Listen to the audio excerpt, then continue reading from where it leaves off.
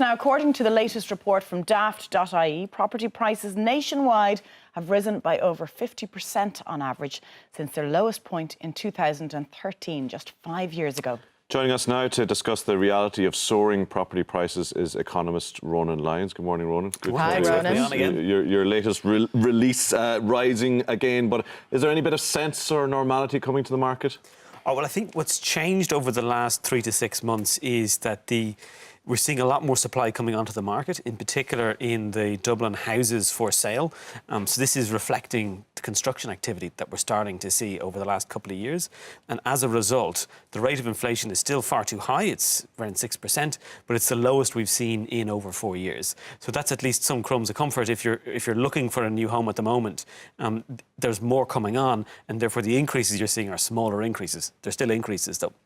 What is working in terms of what the government is doing, or is there just more developers building houses? I think when you take the big picture, you've got three elements of meeting our housing need. There's the social housing, which we can come back to. That's not working at the moment. There's building for rent, which is also not working, and there's building for sale. So you could think of that almost like as houses and apartments and social housing. The houses bit is actually working. We're starting to see a lot of activity in the greater Dublin area. It's still expensive to build new houses, so we're not seeing as many new houses as we need elsewhere in the country. But overall, of the three, that's the healthiest. But the other two are still very unhealthy, and it reflects a number of problems in the policy system. And we're not surprised by the Dublin house prices. They're up €155,000 since their lowest point. That's up 70%, Ronan. That's right. And what I think it would be easy for someone who doesn't look at this day to day, and there's very few people who do, to say, hang on a sec, prices are up 70 or 80%. That sounds very familiar to what went on before. But what's different now compared to 15 years ago is that prices and rents are going up now. 15 years ago, prices were going up, rents are going down. That's your classic sign of a bubble that's going to burst. If prices and rents are going up, and they're both up by about 75% in Dublin, that's telling you it's not a credit bubble, it's a lack of supply, plain and simple. OK. You mentioned there the apartment side of things. I want to get onto the national picture shortly, but just in terms of that rental market, the rent prices increasing, is that because of the lack of apartments being built? Is that a major problem? If the housing side, if the houses is being addressed, the apartment's still a big problem. That's right, and it doesn't map perfectly in that houses are all for sale and apartments are all for rent. But roughly speaking, it's not a bad way of thinking about housing. And we're not seeing apartments built up. The increase we've seen in construction activity over the last 2 or 3 years, it's dominated by houses. Whereas, in fact, and this is going to sound a little bit counterintuitive, we don't need more houses, we need more apartments. We actually have more family homes for 3, 4 or 5 persons than we do families of 3, 4 or 5 persons. We just don't have the mix right, so we don't have homes for 1 and 2 persons. That's what we really need, not just sort of 3 to 5 years, but 30 to 50 years. Why aren't we building the apartments? Building apartments is a different skill to building houses. We have home builders in this country, the ones who survived, they have a long track record. They know how to get a site on the edge of a town and put in a housing estate with lots of 3 and 4 bed semi-Ds. Building apartments is a different skill. It's more like building a hotel or building an office block than it is to building a semi-D. And because we're used to having a falling population, the rest of Europe saw its population go up over the last 150 years. We didn't. We never got expert at building apartments. So that's something we need to do in the 21st century. Is there a planning issue there, Ronan? I mean, planning comes into it, but really if we had strong firms in the apartment building space, they would be able to work with the policy system and point out there's particular issues. So we've talked in the past a little bit about this, say the requirement for basement car parking or the requirement for lifts can affect the viability and the cost.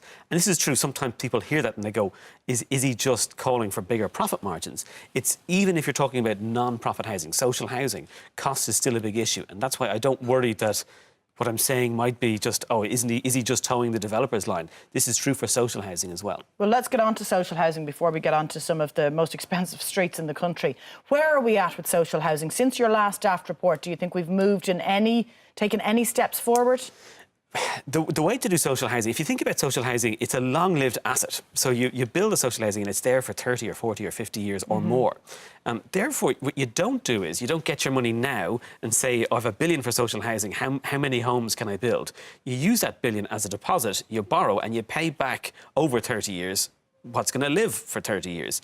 And that's what smarter countries in terms of social housing do elsewhere in Europe and indeed elsewhere in the world. And seem to do very well. And they do quite well. And what you want actually is your social housing to be booming when your market housing is not. And we tied social housing to the market. We said if the market builds 100 homes, you set aside 20 or 10 for social housing. That's not how you do good social housing. Just in terms of national picture, is everything up everywhere? The one exception is Donegal, and for the third quarter in a row. Believe it. Sorry, for the third quarter in a row, Donegal Rose isn't they don't happy know to hear about the that. secret. They don't know it's the best kept secret.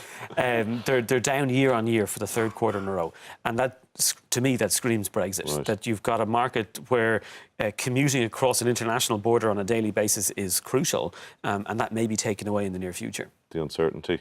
Yeah. Just in terms of one of the other figures that came out is property millionaires. Are there lots more people waking up today, property millionaires that didn't know they were millionaires? That's right. We had a report out earlier in June which looked at trying to estimate the number of property millionaires around the country. And what we found was that there's about 15 a week. Being created, really? Almost entirely in the Dublin area. There's and almost entirely in the south of the Liffey, but there's some in Howth and some in Enniskerry as well. But about 15 new property millionaires a week. Now, of course, that's pretty abstract unless you're actually selling your property. Of course, go and buy it doesn't a yacht. really mean a whole lot unless you're putting it on the market. And Eglinton Road in Donnybrook, now the most expensive street in the country. That's right. The most expensive street, obviously, is a little bit based on, or has to be based on, where the transactions are. Of course. Somewhere like Temple Gardens off Palmerston Road was one of the 3 most expensive streets a year ago. Very few transactions since then, whereas Eglinton Road came out of nowhere and there's been a bunch of transactions on Eglinton Road and it's now the most expensive street. Finally, we're almost out of time. You've been a busy man because you released another report on Friday, the Pride Report. What did that reveal to us? That's right. There's research in the US that looks at the relationship between same-sex couples and property prices, whether they're sale or rental. So we decided we'd try and do something similar for Dublin, and we looked at the fraction of the population that's in same-sex relationships, ahead of Pride, obviously. And what is interesting is that you see that those areas have seen their rents and sale prices go up by significantly more than other areas in central Dublin. It's not about apples and oranges. These are apples and apples comparisons. That's fascinating, isn't it? Isn't it? Ronan, Lyons, Ronan. daft.ie, thank you very much for joining us. Thanks for having me on.